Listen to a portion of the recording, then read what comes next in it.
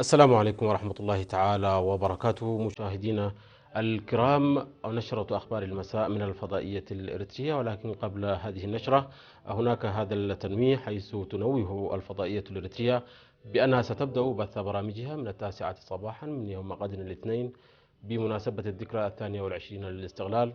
كما سيبث برنامج تعود للمسابقات يوميا من 10:10 ليلا ابتداء من يوم غد الاثنين.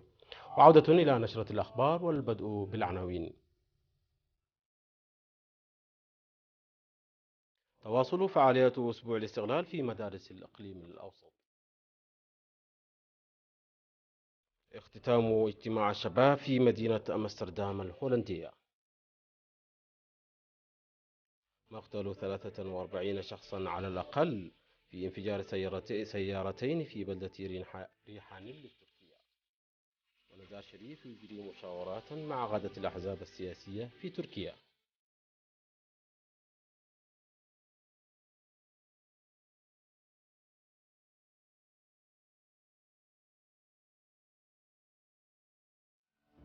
أهلا بكم مشاهدينا. تتواصل فعاليات أسبوع الاستغلال في مدارس الإقليم الأوسط الذي افتتح في 7 من مايو الجاري.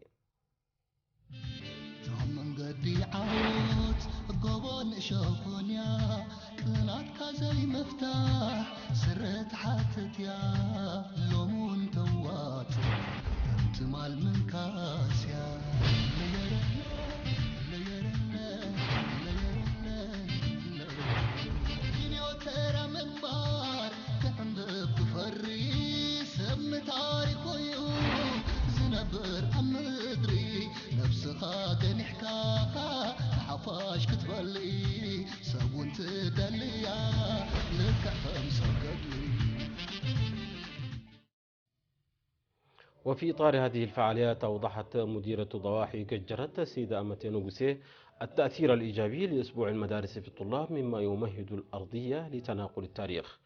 جاء ذلك في فعاليات أسبوع الاستغلال الذي أقيم في المدرسة الابتدائية مقيرو، والذي حضره حاكم الإقليم الأوسط السيد كحساي قبرهوت ووزير التعليم السيد السماري رؤسوم وأولياء الأمور والضيوف. وأشارت السيدة متنوغوسي أن العمل المنسق لفعاليات أعياد الاستغلال نتاج لجهود الشعب والطلاب والإدارات المحلية، مشيدة بالدور الرائد الذي لعبته مدرسة مقيرو خلال سنوات الاستغلال الماضية. من جهتها أشارت مسؤولة التعليم في جنوب غرب أسمرة عن التأثير الذي تحدثه فعاليات أسبوع الاستغلال في أوساط الجماهير. هذا وسيستمر أسبوع مدارس الإقليم الأوسط حتى 19 من مايو الجاري.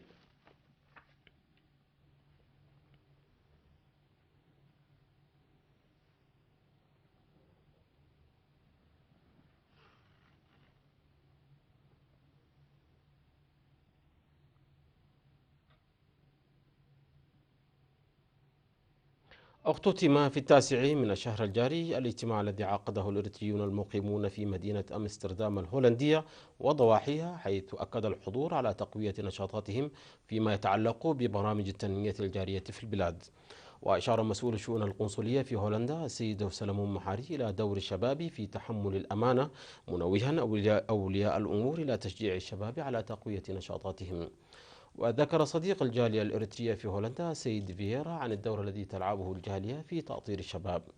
أوضح ممثل الشباب في هولندا مهمة الشباب في تفعيل البرامج الوطنية.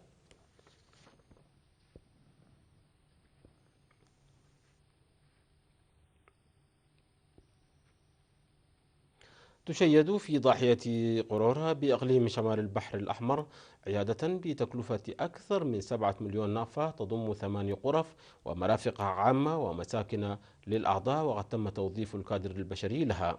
وأوضح السكان أنهم كانوا يعانون في الحصول على الخدمات الصحية لبعد موقع العيادة السابقة، مشيرين إلى إرساء الخدمات الاجتماعية لهم بعد تجمعهم، وأنهم سيساهمون لإنجاز بناء العيادة في الوقت المحدد لها. وذكر السيد صالح محمد علي والسيدة أخيار صالح من السكان أنهم ينعمون بالخدمات الاجتماعية بعد إرساء خدمات المياه والتعليم، داعين للإسراع في إكمال بناء العيادة. وأشاد السيد عبد الله محمد والسيد إدريس سعيد بالاهتمام الذي أولته الحكومة لمنطقتهم بعد تجمعهم، مؤكدين ارتفاع الوعي الصحي لدى السكان.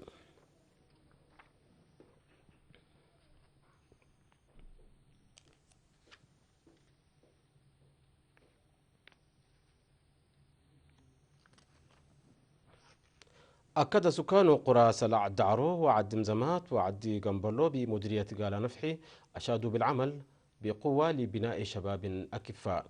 وأهب السكان في الاجتماع الذي عقد في سلع دعرو يوم 9 من مايو لبحث دور المجتمع في تنشئة الشباب، أهابوا بالآباء والمدارس للمساهمة بفعالية لتنشئة الشباب بقيم المجتمع السمحة وحب العمل والوطن.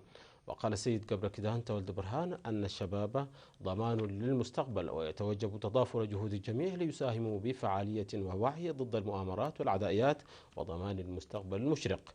وأشار قائد شرطة المديرية الملازم تصفى الدت ولد مكيل إلى أن توريث القيم السمحة للمجتمع له دور كبير في مكافحة الجريمة، داعيا السكان لضمان أمن وسلامة محيطهم ومتابعة أبنائهم.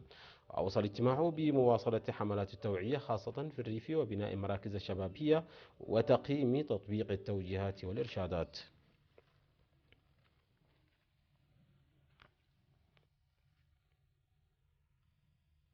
مشاهدينا، نشرتنا تتواصل من الفضائية الإريترية ولكن بعد فاصل قصير، فابقوا معنا.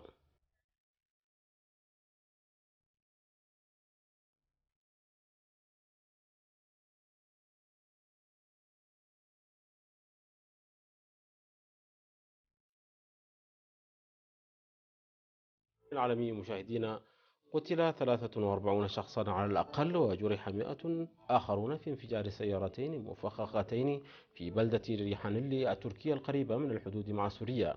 وصرح وزير الداخلية التركي معمر جورل أن 9 أشخاص يشتبه بضلوعهم في الانفجار تم القبض عليهم. وهاجم بعض السكان المحليين سيارات تحمل لوحة تسجيل سورية ولاجئين سوريين عقب الانفجار. وقال رئيس الوزراء التركي رجب طيب أردوغان أن الانفجار قد يكون على صلة بالأحداث في سوريا أو بالترتيبات السلمية مع الأكراد. وصرح وزير الخارجية التركي أحمد داوودوغلو أن بلاده ستواجه أولئك الذين يحاولون جلب الفوضى إلى تركيا، مضيفا أن قوات الأمن التركية ستقوم بالإجراءات اللازمة. وأضاف أن هدف الانفجار هو صرف الأنظار عن الجهود الساعية لحل الأزمة السورية.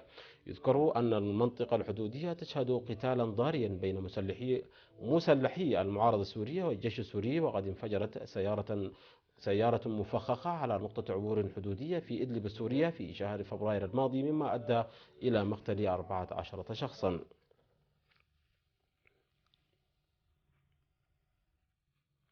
أعلن نواز شريف رئيس الوزراء الباكستاني السابق فوز حزبه في الانتخابات التشريعية وفقا للنتائج الجزئية غير الرسمية.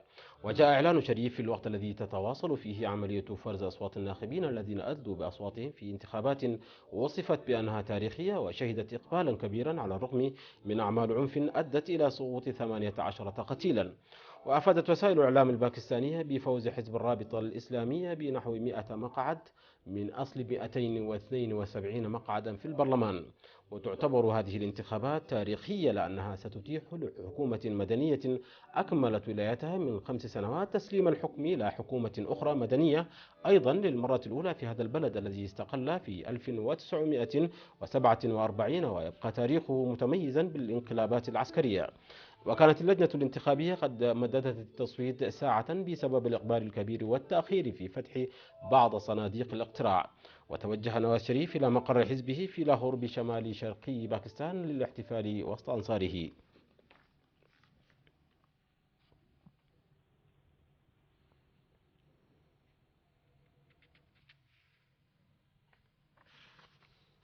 يدلي الناخبون في بلغاريا بأصواتهم اليوم الأحد في انتخابات فرضتها احتجاجات ضد الفقر والفساد، مع توقع نتيجة متقاربة يمكن أن تترك أفقر دول الاتحاد الأوروبي دون حكومة عاملة. وتسير شعبية حزب مواطنون من أجل التنمية الأوروبية لبلغاريا، والذي ينتمي إلى اليمين والذي استقالت حكومته بعد مظاهرات عنيفة في فبراير جنبا إلى جنب مع الحزب الاشتراكي. ويتعهد حزب مواطنون من أجل التنمية بإبقاء الديون تحت السيطرة، في حين يقول الاشتراكيون أنهم سينفقون بشكل أكبر على توفير فرص العمل. ولكن بعد 6 سنوات من انضمام بلغاريا للاتحاد الأوروبي تسعى نطاق السخط على النخبة السياسية ككل في بلد يبلغ عدد سكانه 7 ملايين و300 ألف نسمة، وتقترب فيه البطالة من أعلى مستوى يعمل لها منذ 8 سنوات. ويعتزم النشطاء الذين أسقطوا حكومة حزب مواطنون من أجل التنمية الأوروبية لبلغاريا تنظيم مزيد من الاحتجاجات خلال الانتخابات، كما أن 5 ناخبين ما زالوا لم يقرروا بعد أي حزب سيؤيدون في الانتخابات. قالت وسائل الإعلام الرسمية الصينية أن انفجارا في منجم للفحم في إقليم سيشوان جنوب غربي الصين أسفر عن مقتل 28 شخصا. وقال مسؤولون أن أكثر من 100 عامل كانوا يعملون تحت الأرض عند وقوع الحادث مساء السبت. وأصيب 16 من بين 81 شخصا جرى إنقاذهم، وهذا ثاني انفجار في منجم للفحم في الصين خلال 24 ساعة. ويوم الجمعة قتل 12 عامل عند وقوع انفجار للغاز في منجم داشان جنوب غربي إقليم غويجو. ومناجم الفحم في الصين تتسم بخطورتها على الرغم من الجهود الرسمية لتحسن إجراءات الأمان. وفي إبريل أدى انفجار منجم للفحم في إقليم جيلين شمال شرقي الصين إلى مقتل 18 عاملا وإصابة 12 آخرين. وقتل أكثر من 1300 شخص في حوادث مناجم عام 2012. وعادة ما تعزى الإصابات والوفيات في حوادث المناجم إلى عدم اتباع إجراءات الأمان.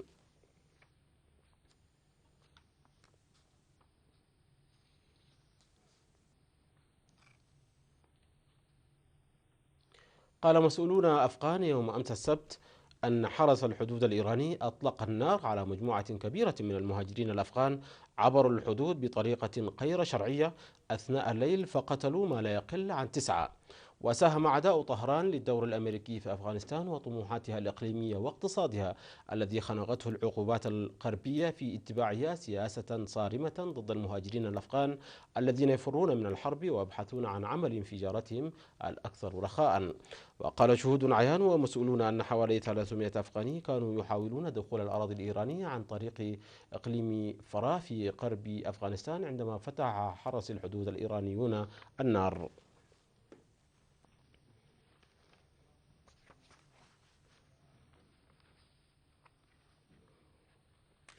مشاهدينا، انتهت النشرة. شكرا على حسن المتابعة. تحية لكم أينما كنتم. إلى اللقاء.